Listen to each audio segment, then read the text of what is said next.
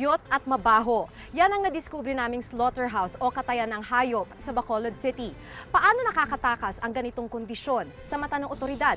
Mapanganib ang pag-akyat sa Mount Everest sa Nepal, kung kaya ang GMA News Team nasasama hanggang base camp, sumailalim sa mahigpit na pisikal at psychological na training. Tree of Life kung tawagin ang puno ng nyog. Lahat daw kasi ng parte nito nagagamit at napagkakakitaan. Pero nitong mga nakaraang buwan, ang puno ng buhay ay tila tumatamlay dahil daw sa imported na peste.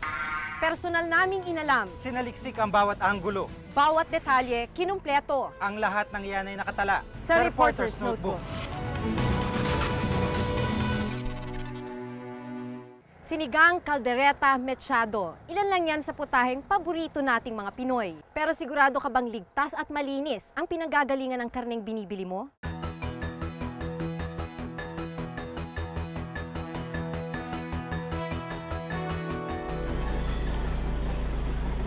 Umuulan nang marating namin ang gusaling ito sa Bacolod City.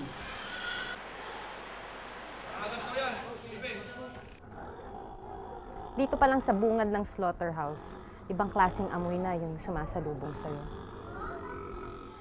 Madilim, mabaho, nakakakilabot sa dumi. Sa dami ng butas sa bubong, halos wala nang natirang yero.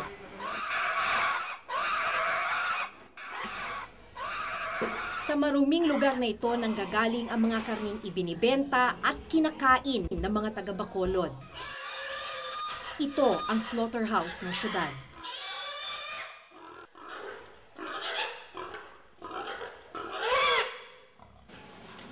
Mahigpit daw na binabantayan ang kalidad ng mga karning binibenta sa palengke, lalo na't may mga nabibiktima ng sakit tulad ng foot and mouth disease. Kaya para tiyaking walang sakit ang mga kakataying hayop, sinusuri muna mga ito ng meat inspector.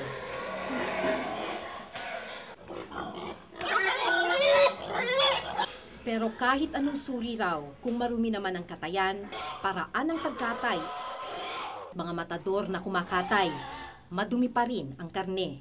Siyempre, yung dumi, pag kinakatay, pagkatay ng baboy, siyempre makontaminate dahil sa surrounding na unsanitary.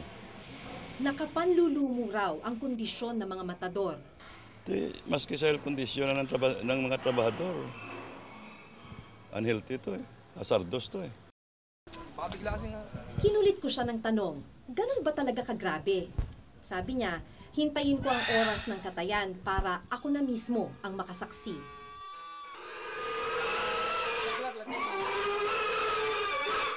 Alas 9 ng gabi, nagsimula na ang trabaho sa slaughterhouse. Nauna ang mga baboy. Kinukuryente muna ang mga ito bago katayin. Basa ng dugo at tubig ang sahig. Pati katawan ng mga nagkukuryente. Ayon sa mga kwento sa akin ng mga matador, sila mismo ay malimit makuryente.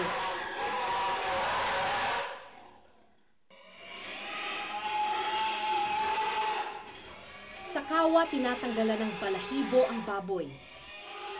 Di nila iniinda ang kumukulong tubig. Ba't namumula na yung kamay mo? Sa init eh. Saan? Sa init. Init daw, tubig daw. Hindi ka ba, wala bang ibang gamit? Kunyari, guantes o ibang paraan para hindi ka na mapasok? Wala. Danlog na mo. Danlog mo gubra. Sa sahig bumabagsak ang pinaghalo-halong dumi, ihi at dugo. At dito na rin inilalagak ang mga kinakatay na hayop.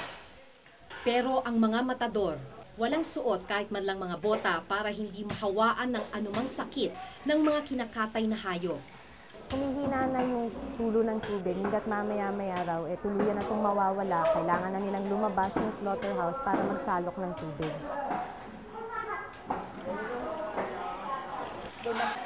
Ang mga laman loob na ibebenta rin sa mga palengke, minsan iniiwan sa mga kanal. Dahil walang maayos na palikuran kung saan-saan na lang umiihi ang mga tao. Malapit sa aksidente yung mga trabahador dito, unang-una na lang. Itong sahig, sobrang dulas. Ayusin lahat para maganda ang pamumuhay dito. Ang matador na si Ryan may suot pang rosaryo para raw malayo siya sa aksidente. Maraming disgrasya rito eh.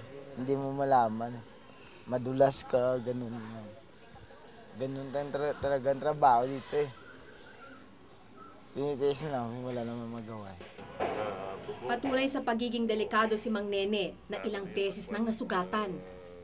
Nadulas po kayo, hawak yung kutsilyo niyo. Oo. Tapos ano po nangyari? Nakuha ko nga ako na ang kutsilyo. Nakuha ko pag tumba ko. Natapagan ko ba?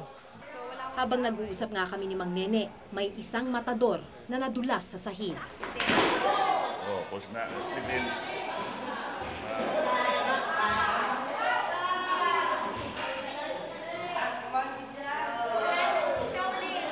Kung delikado ang sitwasyon para sa matatanda, paano pa kaya para sa mga batang nagtatrabaho rito?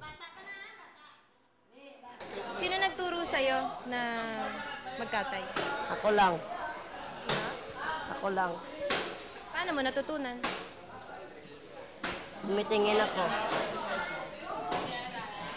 Sino nagturo? Ako. Ikaw? Nanood ka lang? Doon sa slaughterhouse galing ang halos lahat ng karneng ibinibenta sa buong syudad ng Bacolod. Bandang 3:00 ng umaga, hinahanda na ang mga karneng ihahatid sa palengke para ibenta.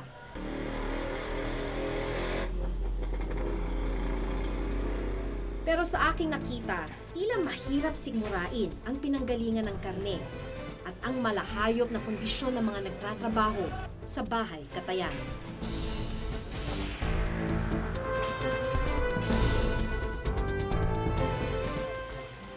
Tinatayang 1 tonelada raw ng dumi mula dun sa slaughterhouse ang binabagsak dito nga sa ilog araw-araw. Pollution, air pollution or water pollution.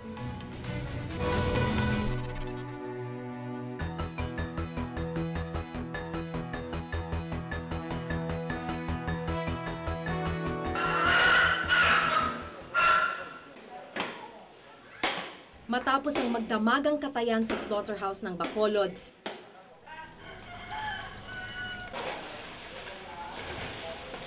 nililinis na ito kinaumagahan. Pero binubuhusan lang ito ng tubig. Walang gamit na sabon o disinfectant. Sabi ng city veterinarian na siyang tagapamahala ng slaughterhouse, wala nang saysay ang rehabilitasyon sa gusali dahil sa sobrang kalumaan nito. To minimize the contamination na sinasabi natin nga due to floor slaughtering, hindi natin ay magawa pag ganun pa rin facilities natin, hindi natin ma-hang yung mga meat during kasi dapat walang floor slaughtering eh. Bagamat nasiguro naman daw na walang sakit ang mga hayop, di rin niya matiyak dahil sa sobrang dumi ng paraan ng pagkatay kung contaminated nga o hindi ang mga karne. In-advise natin yung mga meat consumers. They only will buy meat that will be consumed in 1 or 2 days. Kasi yung contamination natin dito mas mataas compared sa other facilities na yung procedure mas maganda. Pinuna ko rin kay Dr. Daroy ang kawalan ng proteksyon para sa mga matador. Unahin muna natin yung facilities natin na makorek. Saka susunod na lang yung mga attire ng tao. Ayon sa National Meat Inspection Services o NMIS, hindi pumasa sa kanilang pamantayan ang slaughterhouse ng Bacolod. Hindi ito accredited.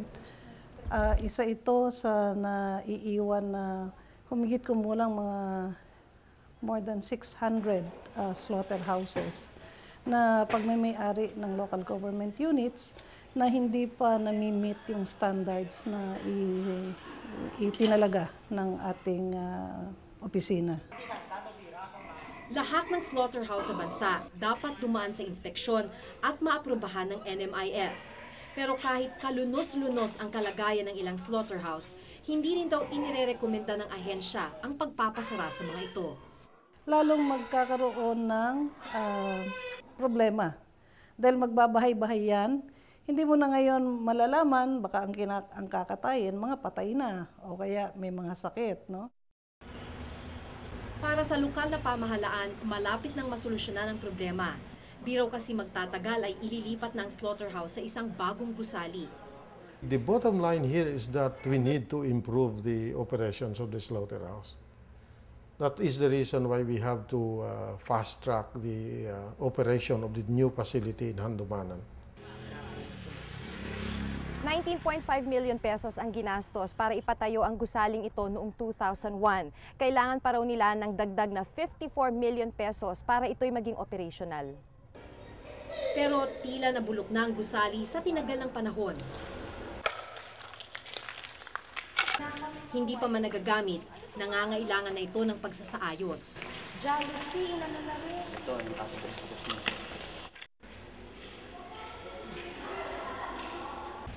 Sa kalagayan ng gusali, mukhang matatagalan pa ang paglipat sa bahay katayan. Buka. Tinatayang 1 tonelada raw ng dumi mula dun sa slaughterhouse ang binabagsak dito nga sa ilog araw-araw. Sa bawat problemang aming natutuklasan, lalong nababakas ang kakulangan ng sistema sa slaughterhouse. We are spending a lot of money to improve the operations of the slaughterhouse in terms of sanitation, the protection of our workers there. Grabe rin po yung pollution.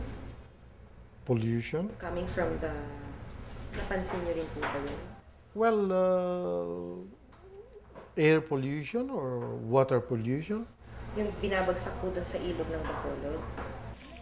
I have not heard of any contamination or pollution which would be considered as something that we have to really have big concern of. Para sa lokal na pamahalaan, mataas ang pamantayan ng kanilang slaughterhouse. It is partially mechanized and we can consider it a AA operation.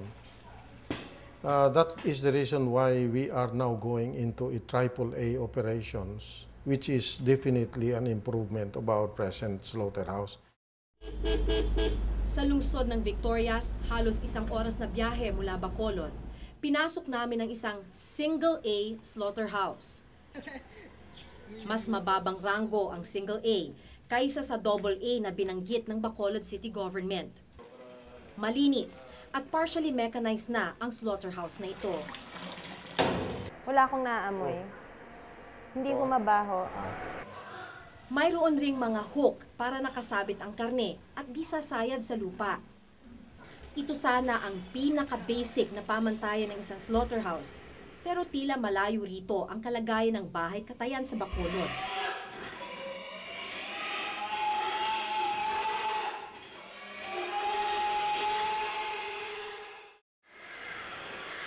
Kalusugan ng tao at maging kalikasan ang nakasalalay sa tamang pagpapatakbo ng isang bahay katayan.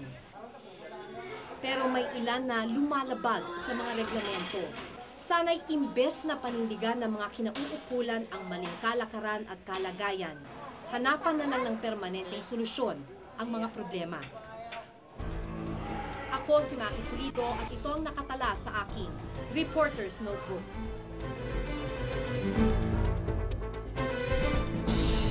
Ang puno na pinagmumulan ng pangunahing kabuhayan ng 68 sa 79 na probinsya ng bansa may kinakaharap na matinding problema, peste na nagmula pa sa ibang bansa. Si Rhea nasa City of Love, pero mahalin niya kaya ang bagong karir bilang yaya? At bilang DH sa pagkalaki-laking bahay. Magandang learning experience para maintindihan yung mga kababayan natin. Si Ivan first time lang sa Dubai, pinagtutour guide na, pero bibigat pa ang pasanin niya. Kung inaakala nyo ang mga kamag-anak nyo nasa abroad na mamulot ng pera, mag-isip kayo ulit. Miyerkules sa unang anibersaryo ng Pinoy Abroad. Sinasalanta ngayon ng peste ang mga puno ng nyog sa Cavite. Pero kakaibang peste na pinaniniwalaan na dumapo sa Pilipinas, dala ng mga imported na halaman. Mailigtas pa kaya ang mga puno ng nyog at pati na rin ang kabuhayan ng mga magsasakang umaasa rito? Yan ang report ni Mark Salazar.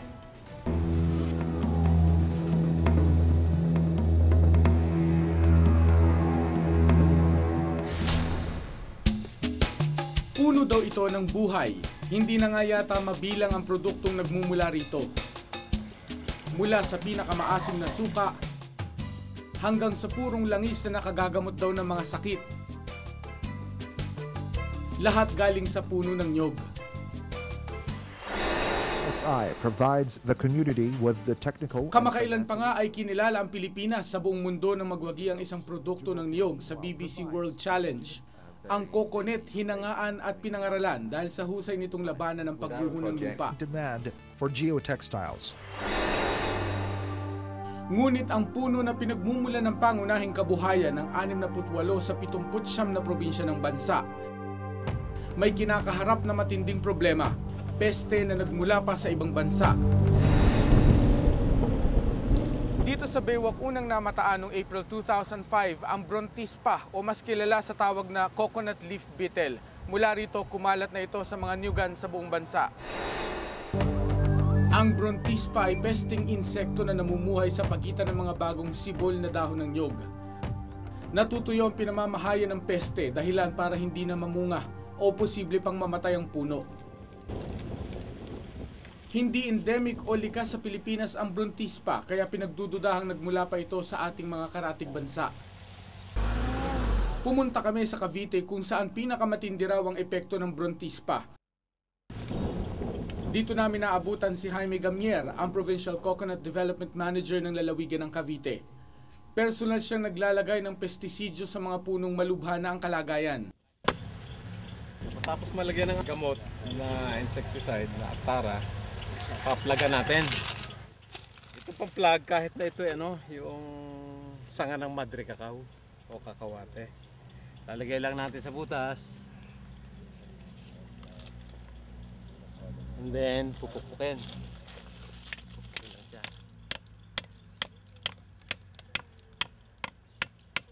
Resto. Sa buong probinsya kasi ng Cavite, 10 lamang silang naatasang mag-monitor at tumapula sa problemang dulot ng Brontispa. Sa tingin ko kulang. Kulang yan. Katulad ngayon dito, kami gumagalaw ngayon dito sa Cavite na wala nang budget. Kami na lang. Sa ngayon nga raw, walang mechanical hand drill na ibinibigay ang pamahalaan para sa pag-inspeksyon ng gamot sa puno ng nyog. Kaya napilitan siyang bumili mula sa kanyang sariling bulsa. Lumang bote ng soft drink ang kanilang pinagtitiyagaang gamiting pansali ng sensitibong kemikal. Iisa rin lang ang sprayer na ginagamit nila para panggamot sa mga nyog sa buong Cavite.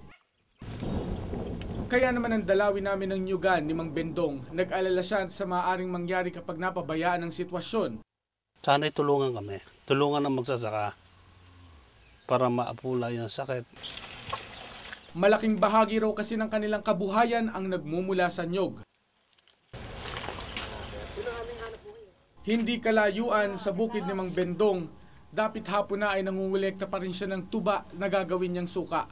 30 taon na siyang nagtutuba pero ngayon lang daw siya nakaranas ng ganitong uri ng peste. Yung dahon niya natutuyo, tsaka yung pinakatagos na ganyan, namumula ba? Yung madilaw. At yung iba, bago lang nagbabago. Tsaka pag ganitong panahon, marami yung pinakapalapa, yung dahon, baksakan ng baksakan niya. Sa ngayon daw ay wala naman silang magawa rito. Wala rin daw kasing kahit anong tulong na dumarating sa kanila mula sa pamahalaan. Walang tulong sa amin dito. Aminado naman ng Philippine Coconut Authority o PCA na limitado ang kanilang kakayanan na tumulong.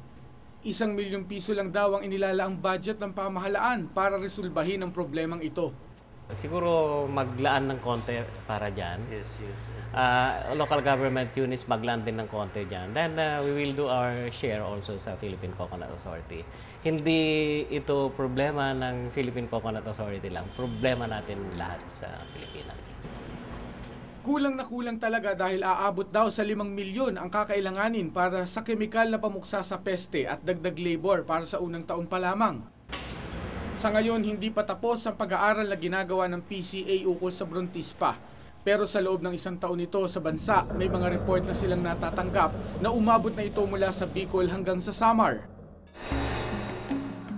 Ayon sa datos ng Department of Trade and Industry o DTI, Umaabot sa 700 milyong dolyar o mahigit 35 bilyong piso kada taon ang kinikita ng Pilipinas mula sa pag-e-export ng mga produktong mula sa niyog. Kaya nakapagtatakang tila kapos ang suportang ipinapaabot dito ng gobyerno. Nakalulungkot din dahil niyog na nga lang ang produkto kung saan nangunguna pa rin ang Pilipinas sa buong mundo. Tila hindi pa sinasalubong ng matinding puwersa ang paglaban sa humahamon sa buhay nito. Ako si Mark Salazar at ito nakatala sa aking Reporter's Notebook.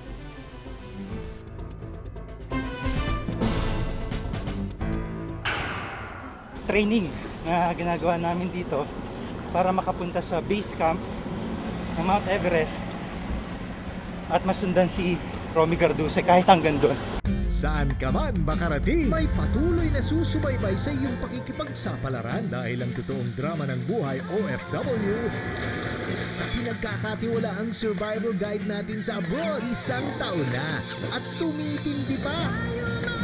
Kaya asahan yun sa darating na taon, mas maraming makikita, mas maraming matutuklasan, mas maraming makikilala, mas malawak ang lalakbayin, at maraming bagong susubukin ang nag-iisang programang tunay na trip ng Pinoy. Hatid namin sa inyo ang mundo. Mula sa mata ng Pilipino. Pinoy Abroad, ang OFW Authority, tuwing Miyerkules sa huling Sandigan ng Bayan.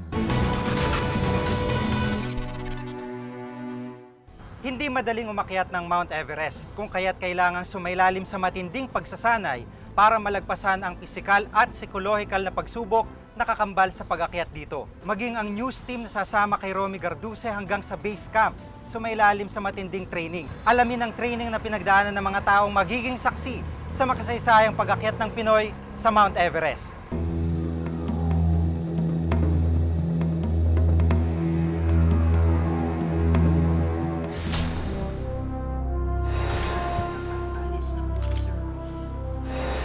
Nang maisaayos ang plano ng mountaineer na si Romy Garduse na akyatin ang Mount Everest, agad naganda ang GMA News para i-cover ang makasaysayang proyektong ito.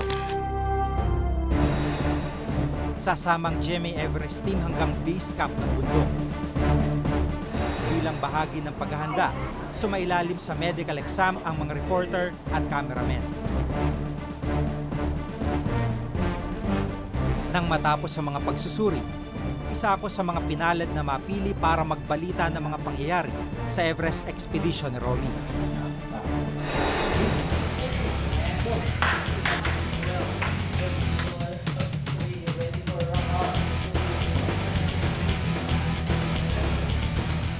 Sa loob ng 1 buwan, isinailalim kami sa physical fitness program. Hirap. Tinitrain kami sa weights para pag nagbuhat ng kargada dun sa taas, kondisyon ng mga katawan namin. Iba't ibang uri ng pagsasanay ang aming pinagdaanan. Ito yung team na bumubuo nung pupunta sa Everest. At sa ngayon ay nagsisimula kami ng paglalakad muna dito sa loob ng UP. Susunod yung takbo bilang bahagi ng training namin pag-akyat doon sa bundok. Mahalagang nakakondisyon daw ang aming katawan sa pag-akyat sa base camp ng Mount Everest.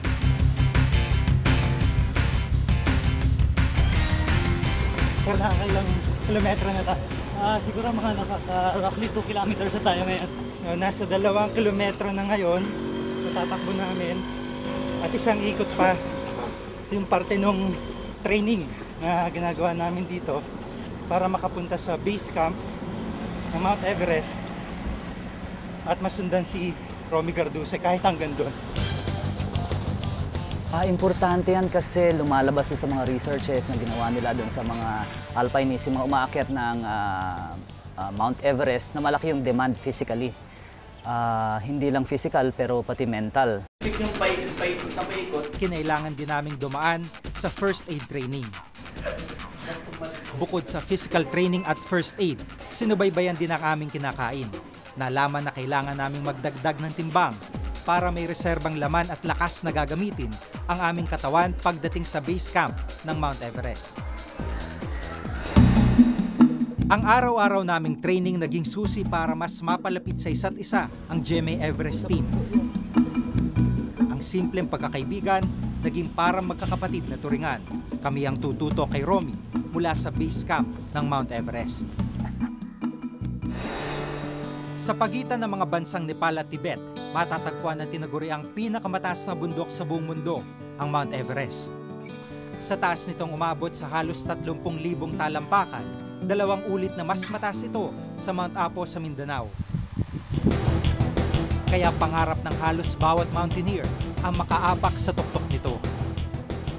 Pero mahirap umakyat sa Mount Everest. Matarik ang rutang daraanan.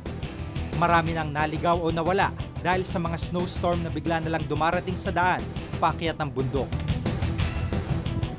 Tinatayang 4,000 tao nang sumubok akyatin ang Mount Everest, pero mahigit 600 lang ang nagtagumpay. Mahigit 100 ang namatay habang inaakyat ang bundok. Ang unang makikita mong peligro o panganib ay altitude. Habang tumataas ka, bumababa ang pressure. Finally, Gorak Shep. Bukod sa madulas at matarik na daan, paakyat ng Mount Everest, kailangan ding tiisin ang sobrang lamig na klima na madalas bumabagsak hanggang -20 degrees Celsius. Manipis din ang hangin sa lugar. Low oxygen content, it will lead to low blood oxygenation. 1. Kapag nangyari yan, ang tao, yung hininga nila, mas mapapabilis. Bakit bibilis? Kasi hahabulin nila with every breath that they can take to gather as much oxygen as they can.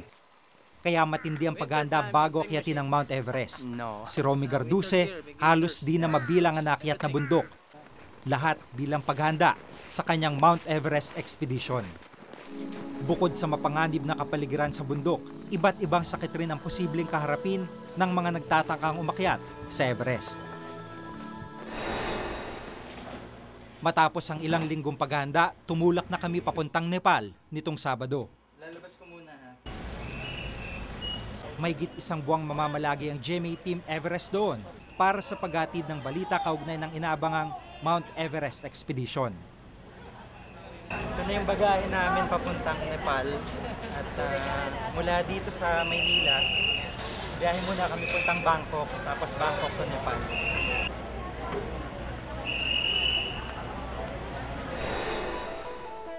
Ang makaapak at mailagay ang bandilang Pilipino sa tuktok ng Mount Everest, isang hangaring nais matupad ni Romy Garduce. At sa kanyang misyong ito, buong tapang nating ilalahad ang katuparan ng kanyang pangarap. Pangarap na magbibigay karangalan di lang para sa kanyang kapakanan, kundi ng buong bayan. Gigi, isa lang punta natin.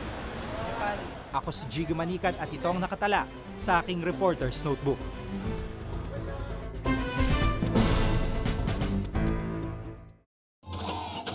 Sa ilalim ng bandila ni Juan de la Cruz, ipinanganak ang Pinoy Rock and Roll. Walang magdadrugs dito Ang ama, ang walang kaparis na si Pepe Smith. Nag-iikot si Warden, sabi sa akin, "Oh, Smith, hindi ka mag-compose. Anong inspirasyon makukuha mo rito?" Ang anak ng hanok na ginawang cool maging Pinoy.